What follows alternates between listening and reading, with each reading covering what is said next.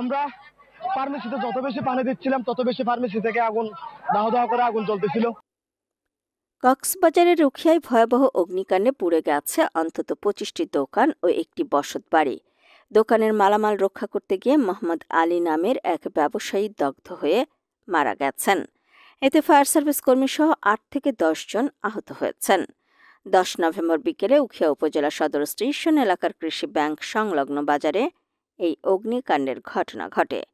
খবর পেয়ে উখিয়ার রোহিঙ্গা ক্যাম্প ও কক্সবাজার স্টেশনের 4টি ইউনিট প্রায় 1.5 ঘণ্টা চেষ্টার পর আগুন নিয়ন্ত্রণে আনে। প্রাথমিকভাবে ক্ষয়ক্ষতির পরিমাণ প্রায় 3 কোটি টাকা বলে ধারণা করা হচ্ছে। নিহত মোহাম্মদ আলী চট্টগ্রামের সাতকানিয়ার স্থায়ী বাসিন্দা। তিনি দীর্ঘদিন ধরে উখিয়ায় লেপ তোশকের ব্যবসা করতেন।